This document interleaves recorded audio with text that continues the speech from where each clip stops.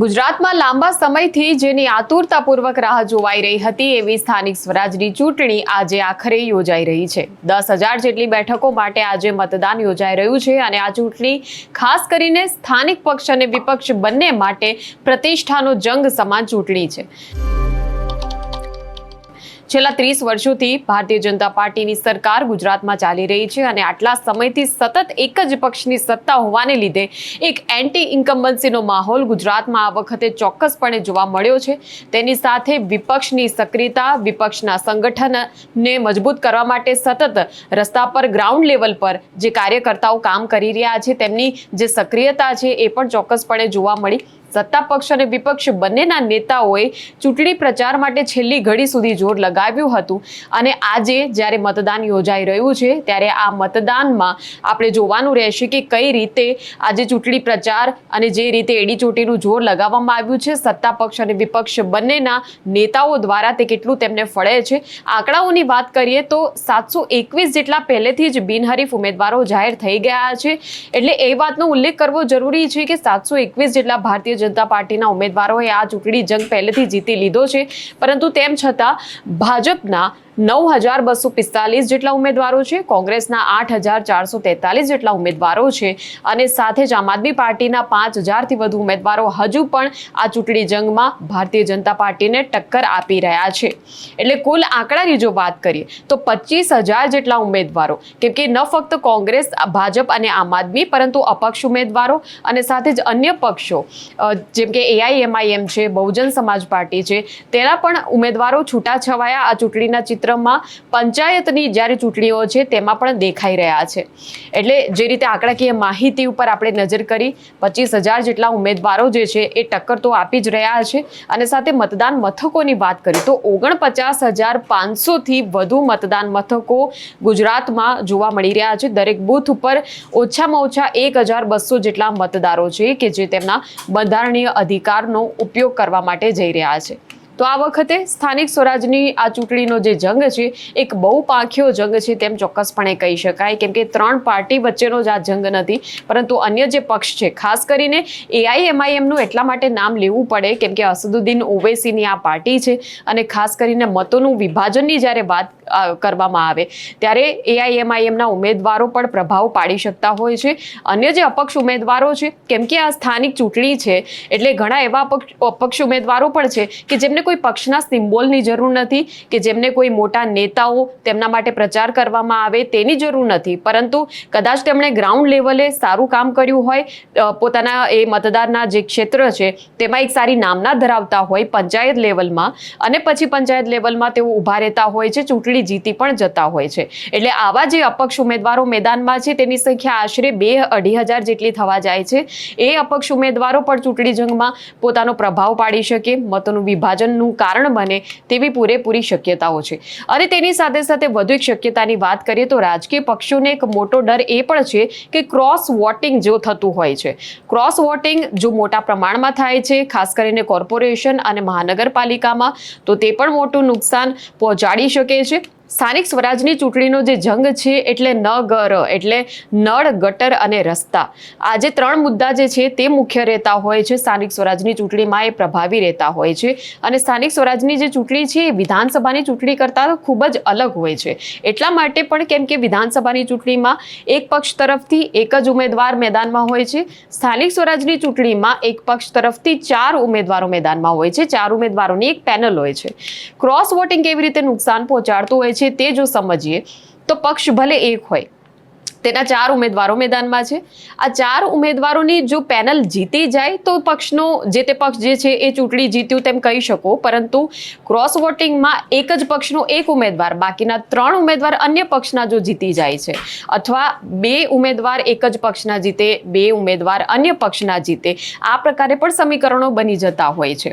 એટલે ચૂંટણી જીતવી કોઈ પણ ઉમેદવાર માટે એનાથી વધારે મહત્વની વાત સ્થાનિક સ્વરાજ્યની ચૂંટણીમાં એ હોય છે કે એની આખી પેનલ જીતે. એટલે અહીંયા પેનલ જીતાડવાની જે એક ચેલેન્જ છે, પેનલ જીતાડવાનો જે એક મોટો પડકાર છે, તે સૌથી વધારે મહત્વનો આ સ્થાનિક સ્વરાજની ચૂંટણીમાં છે. મુદ્દાઓની આપણે વાત કરીએ, સ્થાનિક સ્વરાજની ચૂંટણીમાં આ વખતે ભારે વિચિત્ર માહોલ એક પ્રકારનો જોવા મળ્યો, કેમ કે સ્થાનિક પ્રશ્નોની જે પ્રકારે ચર્ચા થવી જોઈતી હતી, ગ્રામ્ય વિસ્તારોની જ્યારે વાત કરતા હોઈએ છીએ, પાકા રસ્તા, ગટરની સમસ્યા, રસ્તાની સમસ્યા, પાણીની સમસ્યા, આ તમામ જે સમસ્યાઓ હોય છે એ સમસ્યાઓ બાબતે જનતાની ઈચ્છા હતી કે કોઈ નેતા જ્યારે આવે તો આ મુદ્દાઓ પર વાત કરે, આ મુદ્દાઓ પર અમને આશ્વાસન આપે કે આ જે સમસ્યા છે શા માટે હજુ સુધી સમસ્યાનું નિરાકરણ નથી થયું. જો ફરીવાર ઉમેદવાર ઊભા છે તો કદાચ એવો દિલાસો તો આપે કે હવે પછી જે ટર્મ આવશે એમાં જો મત મળે છે તો આ સમસ્યાનું નિરાકરણ આવી જશે. પણ તેમ છતાં આ મુદ્દાઓની ક્યાંય દૂર દૂર સુધી નેતાઓએ કોઈ વાત કાઢી નથી. વિપક્ષને હંફાવવા માટે ભારતીય જનતા પાર્ટી દ્વારા આ પ્રકારે સ્થાનિક સ્વરાજની ચૂંટણીમાં ઘણા દાવપેચ આ પ્રકારે અજમાવવામાં આવ્યા. એક સ્ટાર પ્રચારકોની લાંબી એક ફોજ ઉતારવામાં આવી, એક લાંબુ લશ્કર નેતાઓનું કે જેમણે અલગ અલગ જે સૌરાષ્ટ્રમાં ખાસ કરીને આપણે વાત કરીએ તો ઘણી જગ્યાએ જે મોટા દિગ્ગજ નેતાઓ જે છે એમાં રાજ્યના મુખ્યમંત્રી હોય, નાયબ મુખ્યમંત્રી હોય, પ્રદેશ પ્રમુખ જગદીશ વિશ્વકર્મા હોય, ભારતીય જનતા પાર્ટીના ખૂણે ખૂણે ગયા અને પોતાનાથી થાય એટલો પ્રચાર કર્યો, ઘણા બધા વિસ્તારોમાં ફર્યા, પરંતુ સ્થાનિક મુદ્દા અને મુખ્ય સમસ્યાઓ જે છે તેના વિશે કોઈ નેતા વાત કરી શક્યા નહીં. તેના બદલે હિન્દુ મુસ્લિમ, મહિલા અનામત બિલ, રશિયા યુક્રેન યુદ્ધ, ઈરાન ઇઝરાયલ, અને છેલ્લે તો ગરબા પણ મુદ્દો બની ગયા. કેમ કે રાજ્યના નાયબ મુખ્યમંત્રી હર્ષ સંઘવી પછી છેલ્લે તેમના પ્રચારમાં એવું પણ કહી ગયા કે જો તમે કોંગ્રેસને મત આપશો તો એ ગરબા પણ રમવા નહીં દે. અરે સ્થાનિક સ્વરાજની ચૂંટણી છે તેમાં ગરબા કેવી રીતે મુદ્દો હોઈ શકે તે એક મોટો સવાલ હતો.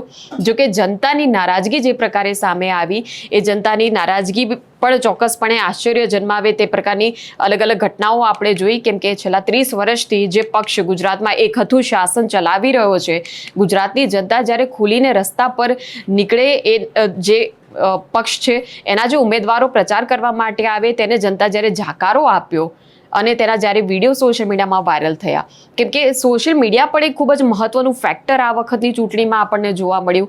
સતત વાયરલ થતા ઉમેદવારોના વિડીયો સોશિયલ મીડિયામાં જે પ્રકારે જોયા અને જે પ્રકારે જનતા જે છે એ જનતા ઉમેદવારોને પ્રચાર વખતે જે પ્રતિસાદ આપતી હતી અવિશ્વસનીય હતું.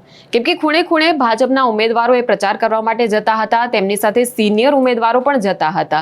ખાસ કરીને સુરતની એ ઘટનાની પણ વાત કરીએ, પૂર્ણેશ મોદી જેવા સિનિયર નેતાઓ જે છે સુરતના, અને સાથે જ સુરતમાં કેટલાય નેતાઓએ કેન્દ્રીય મંત્રી મનસુખ માંડવિયા પણ આવ્યા હતા, CR પાટીલ પણ આવ્યા હતા, હર્ષ સંઘવી તો સ્વાભાવિક છે કે સુરતમાં હતા. તેમ છતાં સુરતમાં જે રીતે લોકોનો પ્રચંડ આક્રોશ સામે આવ્યો, એટલે એ બધી જે ઘટનાઓ સામે આવી છે તેને લઈને પણ ભારતીય જનતા પાર્ટીમાં ક્યાંક હવે ચિંતા તો પેઠી ગઈ છે. બીજી તરફ કોંગ્રેસ અને આમ આદમી પાર્ટીની પણ જો આપણે વાત કરીએ તો તેની અંદર પણ ઘણા વિવાદો તો સામે આવ્યા જ છે, પરંતુ મૂળ સંગઠનને મજબૂત કરવા માટે કોંગ્રેસ અને આમ આદમી પાર્ટીના જે કાર્યકરો છે, જે ગ્રાઉન્ડ લેવલ પર લોકોના ઘરે ઘરે જઈને તેમણે જે મહેનત કરી છે તે પણ ચોક્કસપણે પ્રભાવ પાડી શકે છે આ વખતની ચૂંટણીમાં. બિનહરીફ ઉમેદવારો જેવી આટલી મોટી ઘટના આ વખતની ચૂંટણીમાં જોવા મળી કે 700થી વધુ ઉમેદવારો બિનહરીફ થયા. તેમ છતાં હજુ પણ હાલ જે આજે ચૂંટણી યોજાઈ રહી છે તેમાં કોંગ્રેસના 8000 કરતાં વધુ, આમ આદમી પાર્ટીના 5000 જેટલા જે ઉમેદવારો છે એ હજુ પણ ચૂંટણીના મેદાનમાં ઊભા છે. લોભ લાલચ અને ધાક ધમકીની રાજનીતિ જે ઠેર ઠેર જોવા મળી, ઠેર ઠેર જે ઉમેદવારોને તેમનું ફોર્મ પાછું ખેંચાવવા માટે ધાક ધમકી આપવામાં આવી હતી, તેમ છતાં હજુ પણ આ ઉમેદવારો જે છે વિપક્ષના એ અડીખમ છે ચૂંટણીના મેદાનમાં, એ ચોક્કસપણે નોંધવા જેવી બાબત છે. ત્યારે હવે આશા રાખીએ કે આજનું આ મતદાન જે છે એ શાંતિપૂર્ણ માહોલમાં થાય અને નિષ્પક્ષ રીતે થાય. આપ જ્યારે મત આપવા માટે જશો ત્યારે તે 12 થી 13 જેટલા દસ્તાવેજો જે છે તે આપ તેમાંથી કોઈ પણ એક દસ્તાવેજ તમે સાથે લઈને જઈ શકો છો. ખાસ તો તમારા ફોટા સાથેનું જે ચૂંટણી કાર્ડ છે તેની સાથે સાથે પાસપોર્ટ, આધાર કાર્ડ, પાન કાર્ડ જેવા જે દસ્તાવેજો છે તેને પણ માન્ય રાખવામાં આવશે. એટલે બિલકુલ ગરમીનો માહોલ પણ છે અત્યારે ગુજરાતમાં, ગરમી જે છે અને રાજકારણમાં પણ ક્યાંક એક તાપમાનનો પારો ઊંચે જઈ રહ્યો છે, પરંતુ તેમ છતાં બંધારણે જે આપણને એક હક આપ્યો છે, પવિત્ર મતાધિકાર જે છે એ મતાધિકાર મતાધિકારને આપણે આપણી ફરજ સમજીને આપણે ઘરેથી નીકળીએ અને નજીકના મતદાન મથક ઉપર ચોક્કસપણે જઈએ. નિર્ભય ન્યૂઝ દ્વારા પણ આપને અપીલ કરવામાં આવે છે, સૌથી પહેલું કામ આજે મત આપવાનું કરજો. આપણને આપણા બંધારણે આ દેશના નાગરિક તરીકે જે હક આપ્યો છે અને જે ફરજનું પાલન આપણે કરવાનું છે ચોક્કસપણે, તેને સમજીને આપણે મતદાન કરવું જરૂરી છે. ભલે આપ એવો વિચાર કરી રહ્યા છો કે આપના વિસ્તારમાં કોઈ પણ ઉમેદવાર જો છે તે બિનહરીફ થઈ ગયો છે, તેમ છતાં પણ નોટા પણ એક ઓપ્શન છે. અને જો નોટામાં તમે જાઓ છો તો નોટામાં જે તમારું મત જે છે તે જ્યારે તમે આપો છો તો નોટામાં જે તમે મતદાન કરો છો તેને પણ ધ્યાનમાં ચોક્કસપણે લેવામાં આવે છે.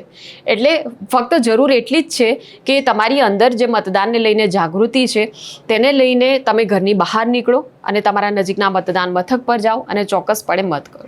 ત્યારે ચોક્કસપણે આ પ્રકારના આ વિષય પર તમારું શું માનવું છે? હાલ જે આખો ચૂંટણી સંગ્રામ જે છે તેના પર જે આપના વિચારો હોય તે પણ ચોક્કસપણે જણાવી શકો. નિર્ભય ન્યૂઝનું કવરેજ જે હતું ચૂંટણી સંગ્રામનું તેના વિશે જે વિચારો હોય તે પણ અમને જણાવી શકો કમેન્ટ સેક્શનમાં. અને સાથે જ મતદાનની પવિત્ર ફરજ એ નિભાવો, એ નિર્ભય ન્યૂઝ તરફથી આપને અપીલ કરવામાં આવે છે. આવા જ વિડીયો માટે જોતા રહો નિર્ભય ન્યૂઝ. તમારી ચેનલને લાઇક, શેર અને સબસ્ક્રાઇબ કરવાનું ભૂલશો નહીં. નમસ્કાર.